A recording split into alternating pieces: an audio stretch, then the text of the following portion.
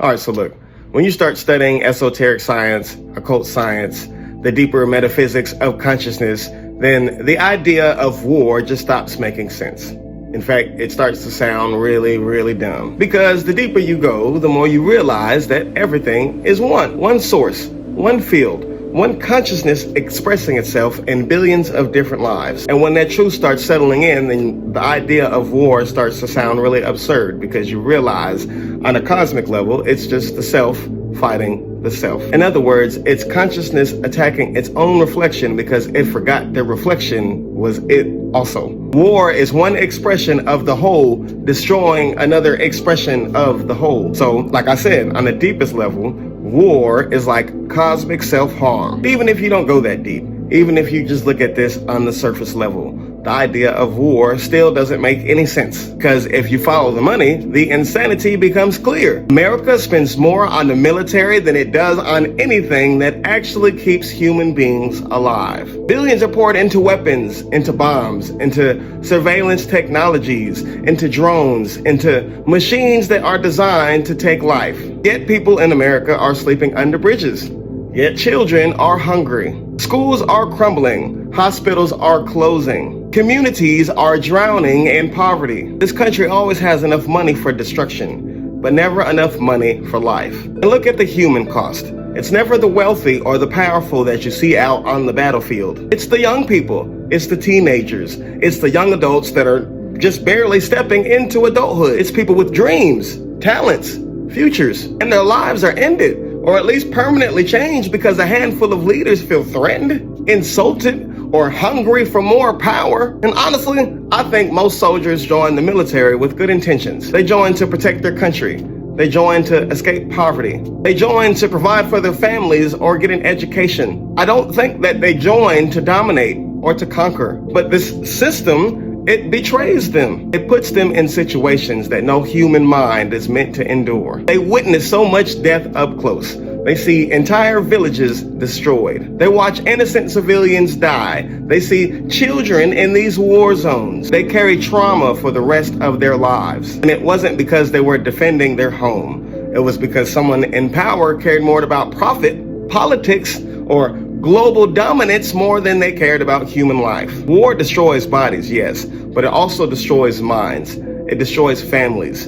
It destroys communities. And the root of this obsession with violence is not natural. It's not universal. It's built from a society that was born on fear and scarcity. A mindset that stretches all the way back to early Europe. In those harsh northern climates, survival was a daily battle. Food was scarce. Shelter was limited. Nature was unforgiving. Fear shaped the psychology. Scarcity shaped the worldview. Domination became a survival strategy. That survival mindset hardened into the patriarchy. Patriarchy became colonialism. Then colonialism upgraded into capitalism. Capitalism transformed into the global system of white supremacy that we see today. And as Europe crossed the world, that mindset crossed the ocean. It built colonies and eventually shaped the foundation of America itself. America didn't invent this psychology.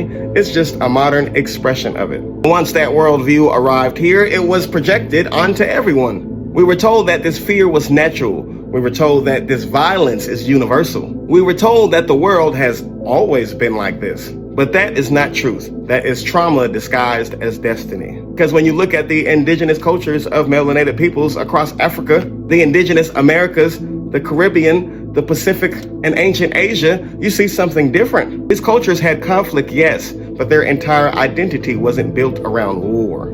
They did not seek global domination. They did not worship violence as the ultimate expression of power. Their systems were rooted in reciprocity, in community, in responsibility, and harmony with nature. In many melanated cultures, conflict was a disruption, not a strategy. Strength meant wisdom, not destruction. Leadership meant accountability, not ownership. And meanwhile, the ones that committed genocide, the ones that colonized entire continents, the ones that waged war against the entire planet are the ones calling other people savages. Two worlds, two psychologies, two different relationships to life itself. So when people say, all humans are violent, everybody's violent, everybody's just violent, It's human nature, okay? They are not speaking from history. They are speaking from conditioning. They are projecting a scarcity-based worldview onto the entire planet. And this understanding also clarifies why the ancient wars look much different than the modern wars. Ancient wars, although still destructive, were mostly driven by expansion, land, resources, water, strategic territory. Still wrong, but materially understandable. But modern wars, under this global system of white supremacy, are not about expanding territory. They're about total domination. Domination of economics, technology, natural resources, politics, identity, and even entire populations. Ancient kings wanted land.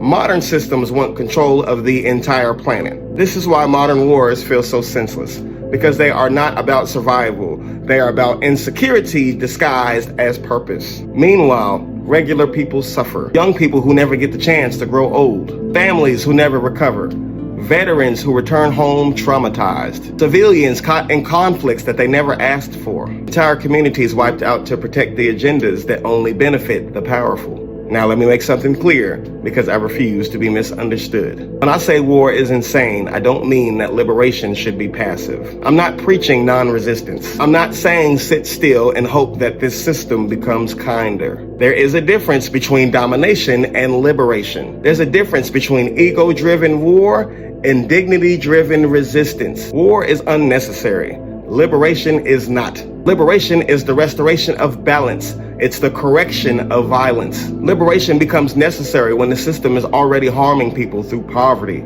police brutality, colonization, exploitation, surveillance, and psychological warfare. People don't just rise up because they want destruction. They rise up because this system gives them no choice. So when people resist the oppression, the blame is not on them. The blame is on that system that forced them into that corner. I am not calling for passivity. I am calling out the insanity of domination, not the righteousness of liberation. Maybe that's where the hope lives. Not in pretending that conflict will disappear, not in pretending that every human will suddenly just agree on everything, but imagining a future where we evolve enough where we start to see violence as a last resort instead of the first response. A future where communication comes before fear, where understanding comes before assumption, where patience comes before panic, where the awareness of our shared consciousness comes before the impulse to destroy. Because if the truth of oneness ever became common knowledge, not esoteric, not hidden, but understood, then everything changes. You cannot destroy someone once you realize and understand that they are just another expression of what you are. You cannot treat disagreement as enemy territory once you realize that the source behind every mind is the same. And maybe this age that we're stepping into, this age of Aquarius, this collective awakening, is our chance to finally leave the trigger-happy mindset behind. To move past the shoot first, ask questions later mentality that was born from fear, scarcity, and ancient trauma, to evolve beyond the cave mind and step into a higher understanding of what it means to be a human. Conflicts will still exist. Differences will still exist. But if we evolve in consciousness, then violence doesn't have to be the answer. We can choose clarity. We can choose communication. We can choose connection. We can choose awareness. We can leave the old mindset behind where it belongs. Because the future of humanity will not be built through war. The future of humanity will be built through love, awareness, and understanding. Thanks for listening, y'all. One love. Peace.